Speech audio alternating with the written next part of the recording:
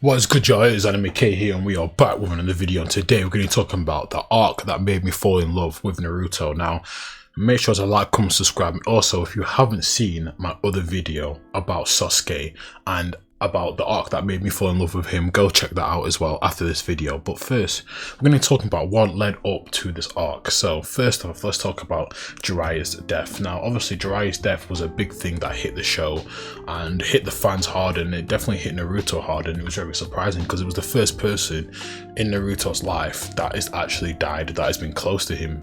And another thing as well, it also, for me personally anyway, I think what the show was trying to basically implement into the show was basically for Naruto to have a better understanding of Sasuke's feelings, because if you remember with their first fight, right, Sasuke basically said, you don't understand what it's like to have your family killed, you don't understand my feelings. And that was true because Naruto had always been alone. So for Naruto to lose someone like Jiraiya, it basically allowed Naruto to understand Sasuke's feelings and basically show him that he was a bit naive to how Sasuke was really feeling, and that he never really truly understood Sasuke as well. And also with the Sage Mode training, because for me personally, I seen Naruto the Sage Mode training, it was really good because at that point in the show, for me personally, I still love Naruto and I still love the characters, but I was kind of getting sick of seeing Naruto use the Shadow Clone and just use the Rasengan. So obviously when you got the Risen Shuriken, right, I know pronounced that so bad, right, and then obviously after that he started the Sage Mode training a couple arcs after that, right. It was really good for me because we finally got to see our main character use some fresh new jutsu as well, because I was sick of seeing him use the Rasengan or just talk no jutsu or just beat someone to death with a Shadow Clone. Now moving on, also let's talk about Pain. So Pain, the person that Naruto fought, obviously he added to this arc as well, being the leader of the Akatsuki and being this kind of mysterious character that we didn't see, but he again, kind of like Madara, had a build up from the start of the show, or at least from the start when the Akatsuki was introduced into the show when Itachi came to the village. And Pain had been a character, like I said, had been hyped up from closely to the start of the show as really strong, and having these cool eyes, or having these mysterious eyes that were linked to the Sage of Six Paths as well.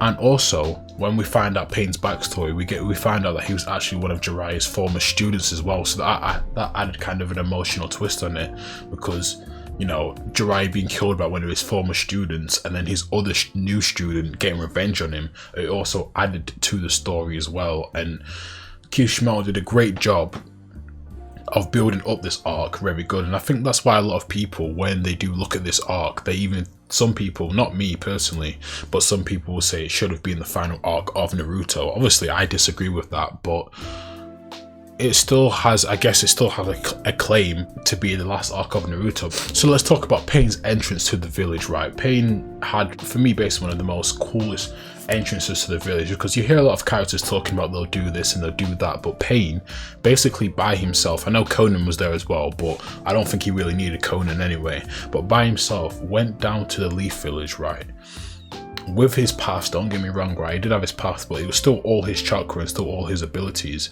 Went there and tore up the whole village, and not a single person in that village could really stop him. Now don't get me wrong, Tsunade, again, she had to heal all the village, so her responsibility was healing the village, right? So obviously she couldn't really fully help in the fight anyway, and by the time she could possibly help, she was already extremely drained from chakra.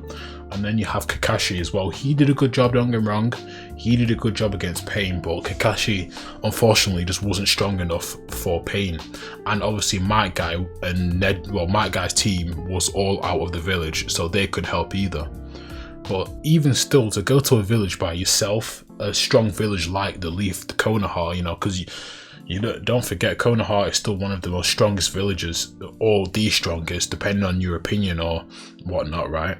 And to go into there and just destroy it, and literally destroy the whole village, not just figuratively, literally destroyed the whole village, and could have easily killed every single person in that village. I think it just shows how strong Pain was. And Kishimoto delivered on a character that he had hyped up from OG Naruto, and he did not disappoint when he first came to Konoha.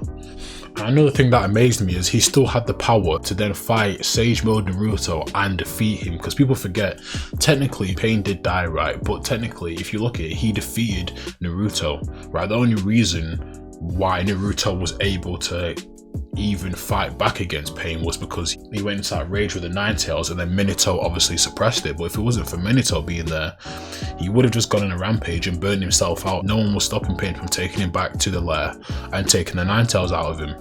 But initially, Pain did win this fight, destroying the whole village, which that almighty push, if you don't know, took a lot of chakra out of him to have to push so much chakra out and destroy a whole village at once. Now, next, moving on, I've got Naruto's entrance. So Naruto's entrance to the show, for me, it was just one of the coolest moments in the show. When you see him appear and he's there with the toads, right, and he's looking down, right, and he's just got the new cape. You see him with the Sage Mode eyes, and he fully mastered that.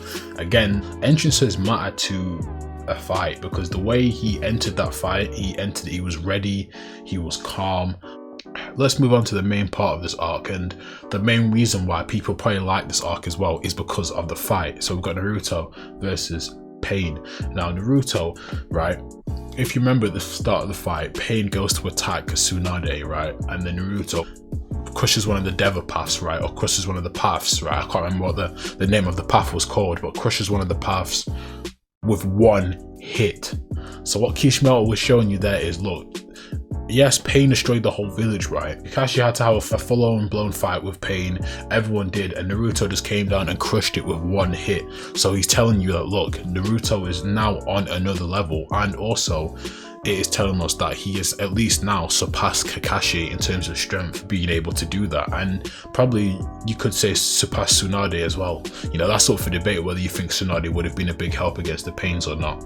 And then we've got what happened after, when Pain about to kill Hinata, right? Naruto goes into his Nine Tails form, or his Nine Tails rage mode, as I like to call it.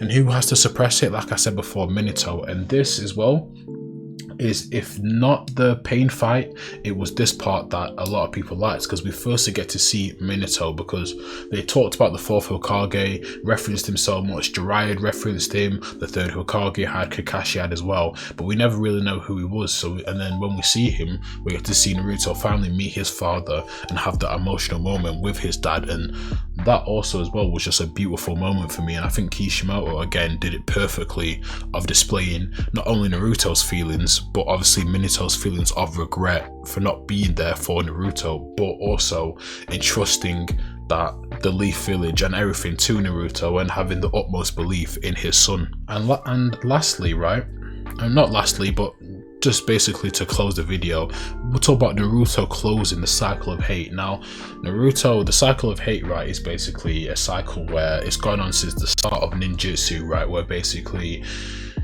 just you kill my friend, I'm gonna come back, and it's just basically a cycle of revenge that has happened since the start of, let's say, the ninjas or everything, you know, date all the way back to the Warring States period, where the Uchihas and the Senjus were constantly fighting and constantly getting revenge on each other, because he killed, you know, a Senju killed a Uchiha, so the Uchihas want to kill them back. And what Naruto does is, by not killing Pain but listening to his story, trying to understand his feelings, you know, it was a step closer in Naruto breaking the cycle of hate and obviously bringing peace to the Leaf Village, and bringing not only to the Leaf Village, but bringing peace to the whole world, and basically changing the ninja system. And you know what I liked about this moment is because that's exactly what Jiraiya would have wanted him to do. You know, I don't think Jiraiya would have wanted him to get revenge. I think he would have preferred Naruto to more go down a path of trying to close the cycle of hate and bringing peace, because that was also Jiraiya's dream. And it was just really good to see Naruto carrying on his master's wishes. Highlights the importance of Jiraiya in Naruto's life and why that loss was just so big for him. And then we've got, you know, Pain used the Rinne Rebirth, revived all the village, and everything was good. And everyone was alive, you know. Thank God Kakashi didn't die, because, you know, I really thought they was actually going to kill Kakashi off at that point. Thank God they didn't. And then we've got Naruto becoming the hero of the Leaf Village when he gets back, gets a standing ovation, and a long overdue standing ovation, because really Naruto had been saving the Leaf Village way before that, but he gets his standing ovation and even gets kind of famous, because if you see, he's known at that point in the show, he's known as the hero of the Leaf Village, even outside of the Leaf Village as well, obviously for killing such a strong opponent like Pain. But look, to conclude this video, I will say all them points are very important to the fight, and I feel every point I just listed now is what made this arc so kind of almost perfect, and why so many people, like I said before, would or did, if they had a chance, would have had it as the last arc of the show. Because I feel like, look, with the war arc, it was a longer arc, so it would have been more for Kishimoto to write, but I feel like with this arc, it was just so perfectly written, from both of them being Jiraiya's students, to Pain's backstory, and also it kind of vilified the Leaf Village in some way, and kind of really highlighted a strong point where I think Kishimoto was trying to say is there's no heroes and there's no villains, because if you look at it, you know, Yahiko's parents, right? I mean, sorry, Nagato's parents, they were killed by a Leaf Shinobi. So I just think Kishimoto's main point of this arc was to kind of showcase that there's no heroes, there's no villains, just us people that are one of the same coin, that have both been through pain and pain that was inflicted by the ninja system as well. But look, like, comment, subscribe, share the video, tell me how you found this arc, tell me if you agree with the points I've made in this video, and this has been Anime K, and thank you for watching. Peace.